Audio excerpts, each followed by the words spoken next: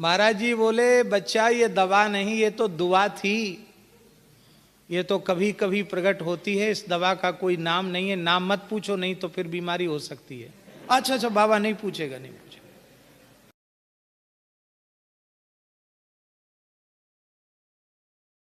अब तो वाहन में लोग चलने लग गए हैं। बहुत सच्ची बात तो है कि वाहन में चलना बहुत अच्छा नहीं है, मजबूरी है, हम लोग चलते हैं। क्योंकि मन वाणी क्रिया से साधु को, सन्यासी को हिंसा का त्याग करना चाहिए, अहिंसा धर्म का पालन करना चाहिए। और वाहन में बहुत से जीवों की हिंसा होती है, होती कि नहीं? तमाम ऐसे छोटे जीव होते हैं जो प्रायः पहिए के नीचे आते हैं और जैसी आराम। और कहीं बरसात में वाहन से चले तो फिर तो कोई संख्या नहीं, लाखों जीव मरते हैं महाराज टायर के नीचे आकर के। इसलिए पुराने संतों में परंपरा रही है कि 4 महीने कहीं नहीं जाना, चातुर्मास किसी प्राणी की हिंसा न हो जाए। साधु चले धीरे धीरे चिटिया बचाए के, एक कोई पद है, क्या है पूरा पद, क्या है?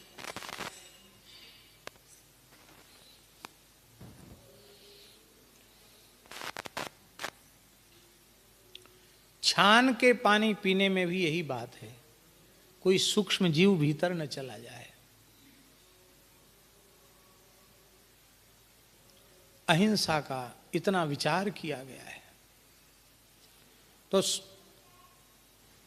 वर्षा काल में तो यात्रा करते ही नहीं, सूर्यास्त के बाद भी पुराने संत यात्रा नहीं करते थे, पैदल चलते और सूर्यास्त के बाद नहीं चलते। बहुत दूर जाने की आवश्यकता नहीं है। पूज्य सदगुरुदेव श्री पहाड़ी बाबा जी महाराज, जिनकी छवि इधर विराजमान है, पहले इधर से पहले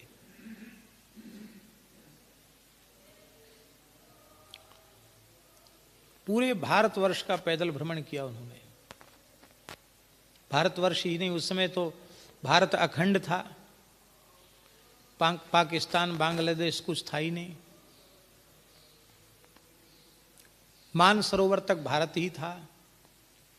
तिब्बत गए, बर्मा गए, पैदल पैदल, कैलाश मानसरोवर गए, अफगानिस्तान तक पैदल गए।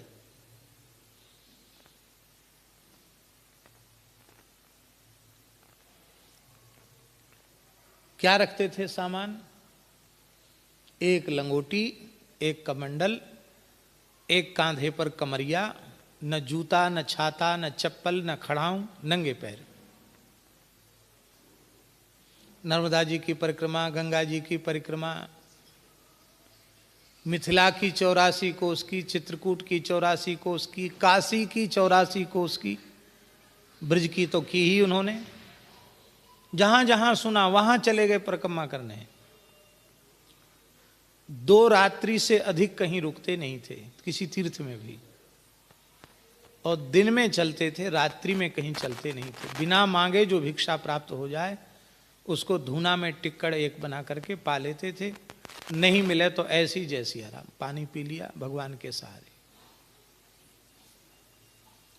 पैसा छूना नहीं। लगभग 21-22 वर्ष तक लगातार घूमे, लगातार गुरु महाराज की आज्ञा लेकर के। और स्मृति ऐसी थी कि कहीं का नाम ले दो तो वहां का यहीं से शुरू करते थे। 70-80 वर्ष पहले हम वहां गए थे, वहां से अमुक गांव मिला, अमुक गांव में अमुक व्यक्ति मिला, ये भी बता देते थे। कंप्यूटर में क्या मेमोरी इतनी फिट होगी जितना उनका सब दिमाग में फिट था, सब बता देते थे। कौन सा गांव कितने कोस की दूरी पे, वो ही बता देते थे। विलक्षण ज्ञान था उनका। तो महाराज जी कहते थे साधुओं में भ्रमण विचरण के भी नियम होते थे। सूर्यास्त के बाद नहीं चलते थे।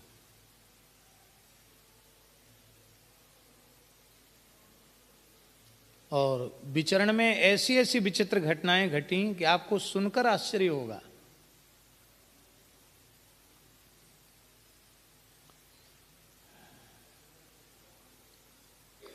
इधर अफगानिस्तान की तरफ की एक घटना ऐसी विचित्र घटी कि महाराज जी कभी सुनाते थे तो रोंगटे खड़े हो जाते थे। बोले हम लोग उधर 4-5 त्यागी महात्मा थे और बस जा रहे थे पहाड़।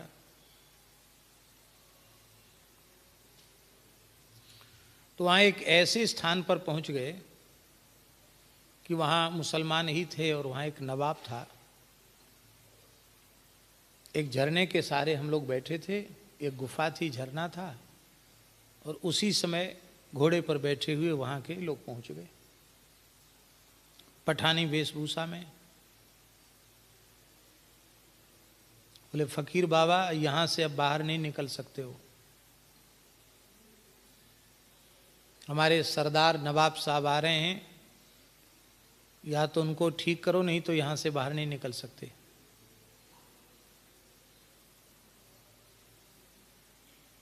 नवाब आ गया थोड़ी देर में।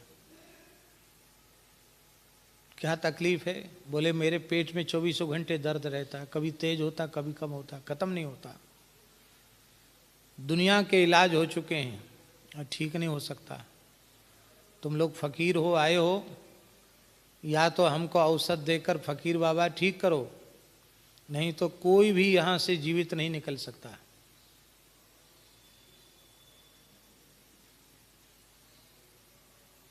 अब हम लोग तो सब परेशान। बोले आप इस क्षेत्र से बाहर निकल ही नहीं सकते।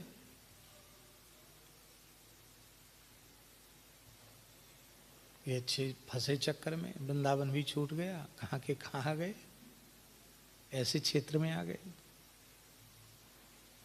रात्रि को साधु सब विचार कर रहे थे धूना चिता के, भैया क्या किया जाए, कैसे चंगुल से छूटे। अरे बोले कुछ तो कुछ दवाई देनी पड़ेगी। बोले ठीक है, कल तुम लोग सवेरे आना, कोई विचार करेंगे, हम लोग कोई दवाई देंगे। एक खाली शीशी थी, उसमें जो है लघुशंका कर दी, दवाई तो कोई थी नहीं। महात्मा ने सवेरे सवेरे महाराज जी ने उसको भर दिया और थोड़ी सी रोली थी उसमें मिला दी, ऐसे ऐसे हिला दिया, लाल हो गई एकदम, रोली मिलती लाल हो गई। उसको धर दिया दूर में, स्नान करके सब साधु तिलक विलक लगा के बैठे। आया फकीर बाबा औसत, तो महाराज कहते हनुमान जी के सहारे जो हो ना हो सो हो, अब कुछ ना कुछ देके तो पिंड छूटना है। तो इशारा किया, वो औसत वो है। बाबा कितनी खुराक लेना है? तो इशारे में कहा पूरी पी जाओ, एक खुराक में ही ठीक। वो भगवान की क्या दया हुई, योगी राज बाल ब्रह्मचारी तपस्वी संत के उस प्रसाद से उसका असाध्य रोग तत्काल समाप्त हो गया पीते ही। बोले बाबा फकीर बाबा, तो आप तो फरिश्ते हो खुदा के, आप साधु नहीं हो, आप तो फरिश्ते हो। इस दवा का नाम क्या है, कहाँ मिलती है ये दवा? महाराज जी बोले बच्चा ये दवा नहीं, ये तो दुआ थी, ये तो कभी कभी प्रकट होती है, इस दवा का कोई नाम नहीं है, नाम मत पूछो नहीं तो फिर बीमारी हो सकती है। अच्छा बाबा नहीं पूछेगा, नहीं पूछेगा। दूध फल मेवा सब चीज की व्यवस्था वहां हो गई। पहले कोई व्यवस्था नहीं थी, भूखे प्यासे पड़े थे। चमत्कार को नमस्कार होता है, सब चीज की व्यवस्था हो गई। बाद में उन्होंने कहा कि हम आपको अपना धंधा दिखाते हैं। उसने धंधा दिखाया महाराज। महाराज जी कहते आंखों देखी बात। एक ऐसी जगह थी, वहां आदमी लटक रहे थे उल्टे, और नीचे से कड़ाही में आंच लग रही थी, और उसकी थोड़ा सा पानी था, और उसकी भाप से, गर्मी से उनके शरीर का ओज टपक रहा था। वो व्यक्ति जिंदे आदमी लटके हुए हैं। और उसने बताया शीशी में, ऐसी शीशी में। बोले महाराज ये आदमी का मद है, मद। क्या करते हैं इसका? बोले बड़े बड़े जो अय्यासी मुगल नवाब हैं, बादशाह हैं, राजा लोग हैं, इसको पान में रख के खाते हैं, उससे उनकी विषय शक्ति बहुत बढ़ जाती है। हमारा यही धंधा है। आप लोग हमें ठीक नहीं करते तो यहाँ जो आदमी घूमता फिरता आ जाता उसका यही काम होता है। ऐसी लटका के हम लोग। महाराज ने कहा बच्चा भाई ये काम तो तुम्हारा ठीक नहीं है, ये काम बंद कर दो और हमें सुरक्षित यहाँ से बाहर निकाल दो। हंसने लगा। बोले आप लोग डरो नहीं, आप तो एक कोई उर्दू में कुछ लिख करके दिया, बोले कोई ऐसा आदमी मिले तो ये कागज दिखा देना। हम लोग वहां से भाग के आए। ऐसी जाने कैसी कैसी घटनाएं सुनाते थे। तो महाराज कहते थे पुराने संतों में नियम था अकेले दुकेले पिंड न पड़ना। अकेले किसी गांव के भीतर नहीं रहते थे, जंगल में बाहर रहते थे और सूर्यास्त के बाद यात्रा नहीं करते थे। दिन दिन में थोड़ी देर चले, नित्य नियम करके फिर थोड़ी दूर चले, दोपहर हो गई तो कुछ खाया पिया विश्राम किया, फिर 1-2 घंटा फिर चले, संध्या हो गई फिर कहीं बैठ गए। इस तरह से संत चलते थे दिन दिन में, रात्रि में नहीं चलते थे।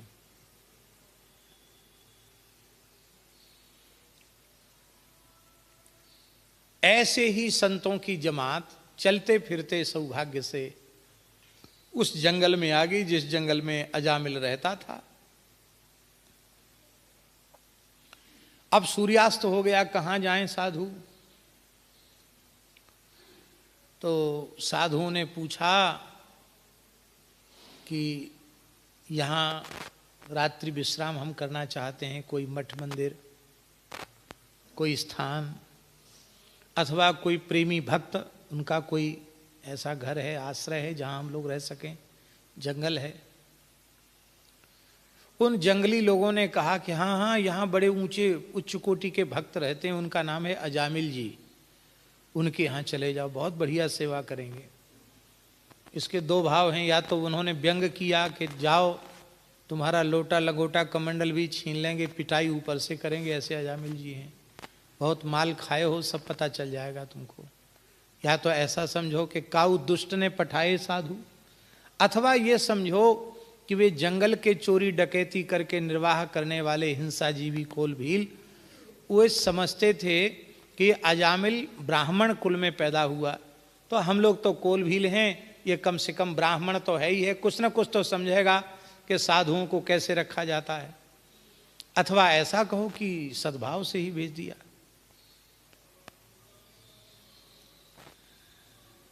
अजामिल शिकार खेलने गया था, तमाम पशुओं को मार करके कंधे पर लाद के ला रहा था। उसकी गृहिणी जो बेश्या थी, उसने जंगल में जाकर उसको कहा फेंको सब, स्नान करो, स्नान करके चलो, संतों का दर्शन करो, 12 वर्ष में घूरे का भी सौभाग्य उदित होता है। हम लोग तो महापापी हैं, पर संत गंगा चलकर हमारे द्वार तक आई है, चलो। बुद्धि आए गई सातकी,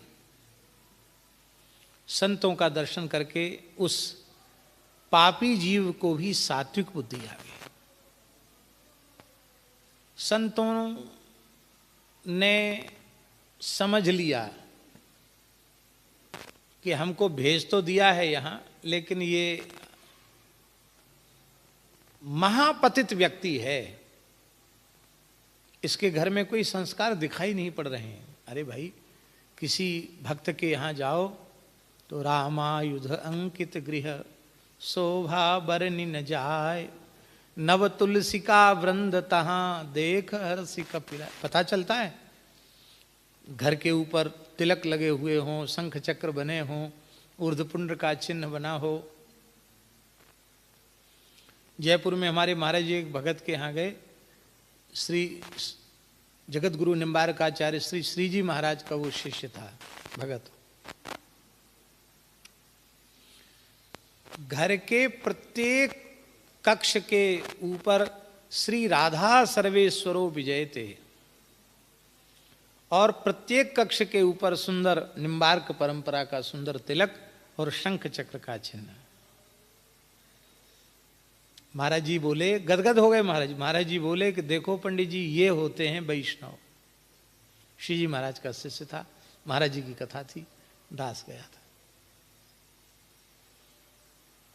वो महात्मा खूब गए थे महाराज। वो हाथ जोड़ के एक ही बात कहता, भगत महाराज हम कथा करने के लिए थोड़ी बुलाएं आपको, आपका दर्शन हो गया, हो गई कथा। आप तो खूब प्रेम से प्रसाद पाओ और विश्राम करो, जितना मन हो सीताराम राधे श्याम कर देना, हमारी कथा हो गई। महाराज जी 2 टाइम कथा कहते, 2 बार तो कम से कम बाल भोग करा देता। और महाराज जी मने करते कि हमारा बार बार मुंह जूठा करने का अभ्यास नहीं है, साधु लोग मना करते। तो आंख में आंसू भर के हाथ जोड़ के कहता कि हमने तो गुरु महाराज से सुना है, जगत गुरु निम्बारकाचार्य जी से, कि हाथ सूखा साधु भूखा, हाथ सूखा साधु भूखा। तो हमारे गुरु महाराज की बात को तो सत्य कर दो महाराज, नहीं पाओ तो रोने लग जाए। महाराज जी बोले बड़ा विचित्र भगत मिला।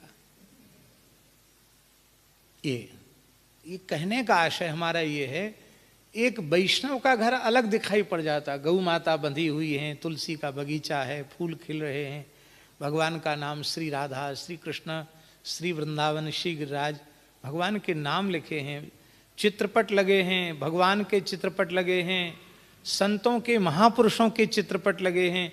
ऐसे लगता मानो हम भगवान के धाम में आ गए। ऐसे भी लोगों के घर होते हैं जहां जाति मनोद्विग्न हो जाता है। सब जगह जूता चप्पल घुस रहा है, एक्टरों के फोटो लगे हुए हैं, नग्न अर्धनग्न चित्र लगे हुए हैं। ऐसे लगता पता नहीं किस संस्कार शून्य व्यक्ति के घर में आ गए। ऐसे भी घर होते हैं। तो संतों को पता चल गया कि ये महापतित है, लेकिन अब आ गए हैं तो रात्रि को कहीं जाना तो है नहीं, यहीं रात्रि व्यतीत करनी है। इसने प्रणाम किया, और जब प्रणाम किया तो आपने संतों ने पूछा आपका शुभ नाम। अरे महाराज क्या बताएं हमारा नाम, हमारा नाम तो हमारे पिताजी ने अजामिल रखा था। इसलिए प्रियादास जी ने लिखा है, धर्यो पितु मातु नाम अजामिल सांचो भयो। माता पिता ने नाम धरा था, वो सच्चा हो गया। अजा माने माया, मिल माने मिला हुआ, माया में मिला हुआ, अजामिल हो गया। पर संतों की सामर्थ्य है, जो अजा माया से मिला हुआ था, संतों ने कृपा करके उसे भी माया से अमिल कर दिया। अजा अमिल, सवर्ण दीर्घ हो गया, अजा अमिल। पहले अजा मिल था, और अब अजा से अमिल माने अजा माया से मुक्त हो गया। अजामिल ने, बहुत ध्यान से सुने ये प्रकरण, क्योंकि तुलसीदास जी इस पद में इसको कहने वाले हैं।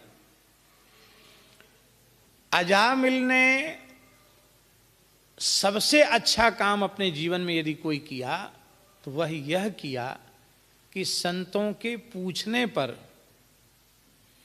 उसने कुछ छिपाया नहीं,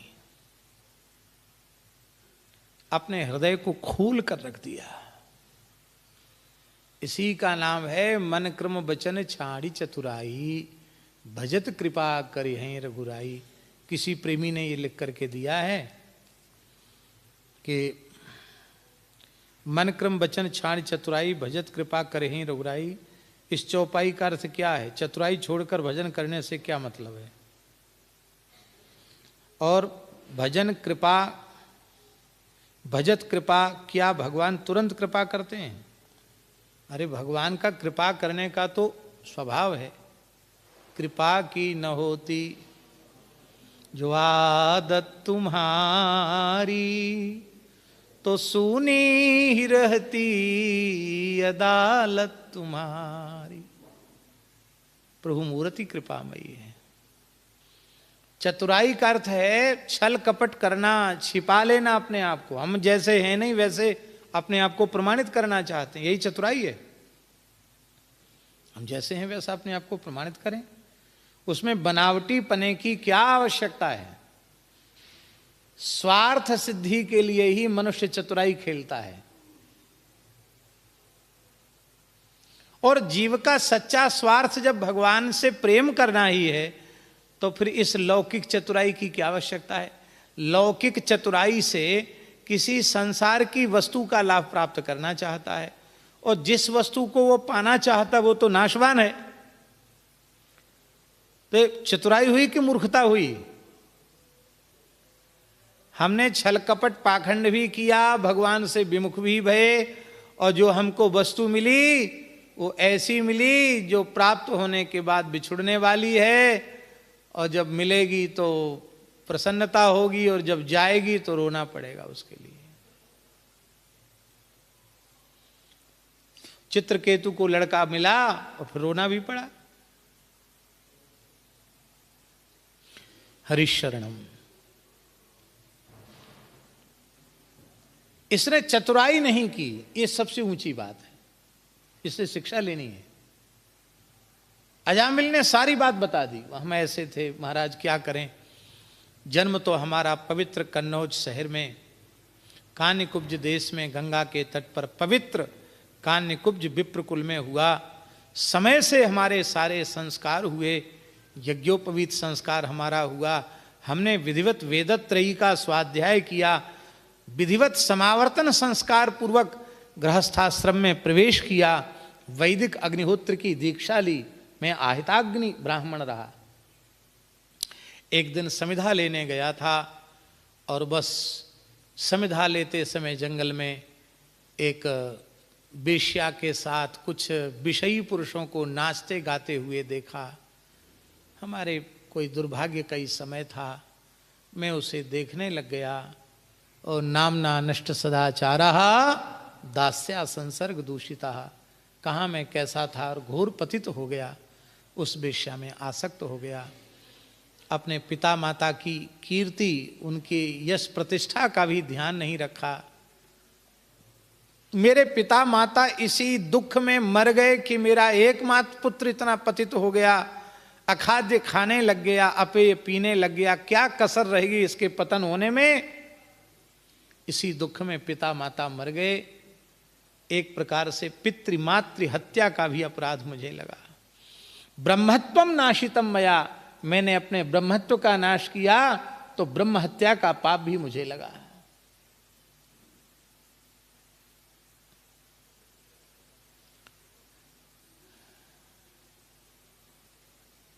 स्त्री की हत्या, बहुत ध्यान से सुने, पुराणों में लिखा है ब्रह्म हत्या से जितना पाप होता है उसका 10 गुना पाप स्त्री की हत्या करने पर होता है। नारी की हत्या नहीं करनी चाहिए, चाहे जैसा अपराध हो। स्त्री पर प्रहार नहीं करना चाहिए, स्त्री पर हाथ नहीं उठाना चाहिए।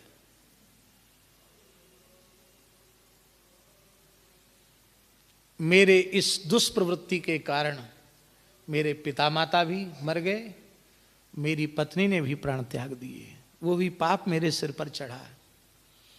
और अब मैं बहुत क्या कहूं भगवान, कौन सा ऐसा निंदित दुष्कर्म है जिसको हमने हजारों हजारों बार न किया हो। और अब तो स्थिति ये है कि बस किसी जमाने में मैं ब्राह्मण रहा, अब तो मेरा ब्रह्मत्व भी नष्ट हो गया। शरीर तो ब्राह्मण कुल का जरूर है, पर आचरण तो राक्षसों से भी गए बीते हैं। ये वेश्या मेरी पत्नी है और ये तमाम संतान हैं, लूट खसोट करके निर्वाह करता हूँ। ऐसे ही काम है। आपने पूछा था, हमने अपना सारा परिचय बता दिया। देखो संतों की करुणा, ये संतों ने अरे राम राम कैसे दुष्ट पापी के यहाँ गए, चलो चलो यहाँ से भगवान, ये नहीं, कोई बात नहीं, भगवान पतित पावन है। अजामिल तुम दुखी मत हो, भगवान कुछ न कुछ व्यवस्था करेंगे, जाओ विश्राम करो, हम लोग भी विश्राम करेंगे। पर साधु कहाँ विश्राम करें, वो रात्रि भर यही चर्चा करते रहे कि कैसे इसका उद्धार हो, क्या करें, कैसे इसका उद्धार। वो हम कह रहे हैं ना, कृपा चढ़ के कांधे पर पहुंचती, संतों के कंधे पर चढ़ के ठाकुर जी की कृपा वहां पहुंच गई। कोई कहता था इसको कथा सुनाओ, कोई कहता था इससे तपस्या कराओ, कोई कहता था इसको थोड़ा वेदांत पढ़ा दो, ज्ञान उत्पन्न हो जाएगा तो सब पाप नष्ट हो जाएंगे। लेकिन अंत में सब इसी निर्णय पर पहुंचे कि किसी साधन के योग्य यह नहीं है।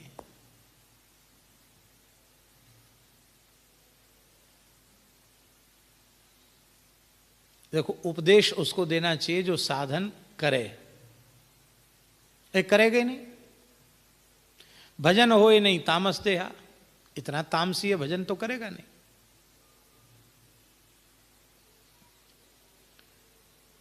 उपदेश देने का मन इसलिए नहीं होता है, लोग पूछते तो हैं कि महाराज जी कोई आज्ञा दीजिए हम कुछ करें, लेकिन इसके बाद वो करते नहीं है, खाली समय खराब करते हैं, अब कुछ नहीं करते हैं। एक सज्जन दिल्ली में हमसे बोले, एक कोई बात हमको ऐसी कह दी जिसको हम कर सकें। तो हमने कहा ठीक है, आधा घंटा सत्संग और आधा घंटा कीर्तन, 1 घंटा समय अपने घर के ठाकुर जी के सामने, आधा घंटा कीर्तन, आधा घंटा किसी भी ग्रंथ को एक व्यक्ति पढ़े, सब सुने। इतना सुनते ही वो ऐसे हो गए जैसे पता नहीं क्या उन पे विपत्ति आ गई हो। बोले महाराज जी ये तो बिल्कुल संभव नहीं, बच्चे ट्यूशन में जाते हैं, पत्नी टीवी देखती है, हम भी देखने लग जाते हैं, दिन भर ऑफिस से आते हैं, फिर क्या करें, देश विदेश के समाचार सुनते हैं, 1 घंटा समय महाराज कहाँ। ले साहब कहते कृपा करो, हमारे ऊपर कृपा करें, मूड पे हाथ धर दो, तो तुम्हारे 60 चक्र भेदन हो जाए, कुंडलिनी जग जाए, भगवान सामने आ जाए। ले साहब, पूज्य श्री मोटे गणेश जी वाले महाराज जी कहते थे, कृपा माने कर पा, संत जो कहते हैं उसको करो और करने से पा जाओगे, इसी का नाम कृपा है। ऐसा कहते थे पूज्य मोटे गणेश जी वाले महाराज। करोगे कुछ नहीं तो क्या होगा भाई, दीपक की चर्चा से अंधकार की निवृत्ति नहीं होगी, दीपक जलाने से अंधकार की निवृत्ति होगी। साधन तो करना पड़ेगा।